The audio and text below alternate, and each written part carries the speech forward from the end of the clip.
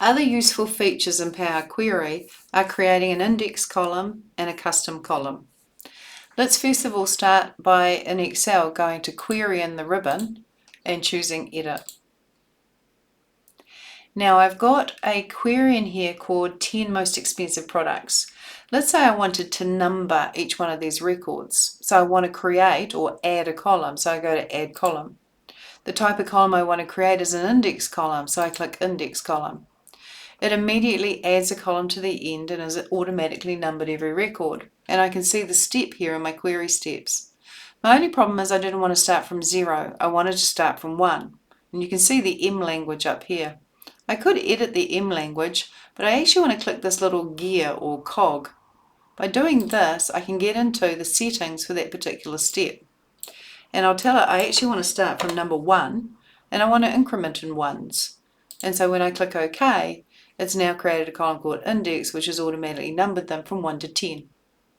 I can then drag that and put that at the beginning, and I've got my index column. But what about custom columns, this button here? Let's have a look at what we can do here. Now we've got a query called employees, and every one of these employees actually works for the same company. They work for a company called Northwind. So I want to create a custom column that says Northwind.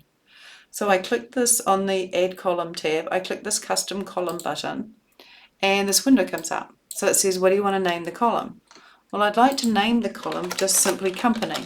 So I'm being consistent with other columns that I've renamed Company.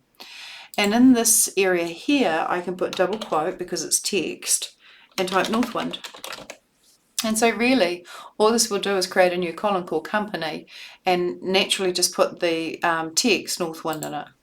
And so at the end of my table to the far right, there's my Company column, which I can then go to Transform and move that to the beginning and then drag it and put it probably just in front of the address. And so there's my custom column. Now, let's make another custom column.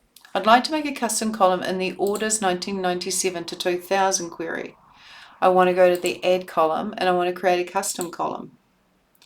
The name of this custom column is Unit Price, and I want it in capitals, so it's consistent with the other columns. Now this unit price is a formula, so I click after the equals and I type NE. Now that's enough to trigger all those things that begin with NE. And net is the name of one of the columns in this query. So I double click net. Then I put a divide, and I want to divide the net by the units. So I put UN, and that's enough to trigger all those things that begin with UN, such as units. And there's my formula.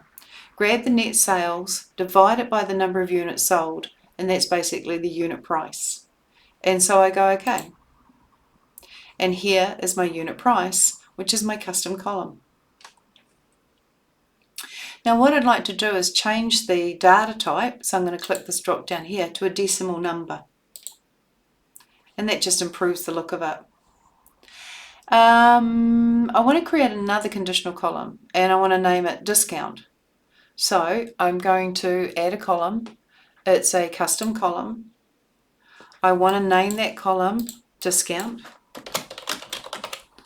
And actually, I don't want to do a custom column. Sorry, cancel that. I want to come back to conditional columns. Are you sure you want to exit? Yes. Let's go conditional column because we've got logic behind this. And so the logic is I do want to work out a discount. And the discount is dependent on the net. Now, if the net is greater than or equal to 1,000, let's automatically show a discount of 10%. Otherwise, give them 0%. And so if the net is greater than 1,000, they get a 10% discount and OK. And so here's my discount column here. It's showing zeros, and in this case here, it's showing 10%, but it's not showing as a percentage. So I'm going to hit this drop down here and change it to percentage. And now I'm seeing 10%. I might actually show unit price, sorry, not as a fixed number, but as currency. That looks better. Cool. So you can also format the conditional column or the custom column that you created. Now let's create a custom column, another custom column. And let's use this column we created called discount. So on the Add Column tab in the ribbon, we go for Custom Column. I want to call this column Gross. And I want to grab the net, N-E, double click net, and I want to multiply that, so that's a star, by the discount, but the discount plus 1. So if it's the discount is 10%, I want to multiply it by 110%. So open bracket, 1 plus DI, there's discount. 1 plus discount, double click discount, close the bracket. So I've created a formula that says grab the net, which is this figure here, multiply it by the discount plus 1, and add that to a custom column called gross, and I go okay. And there's my gross there. I'd like to format my gross to currency, so I'm going to hit the drop down and change it to currency. I think the notes say decimal, but make it currency, and that's done.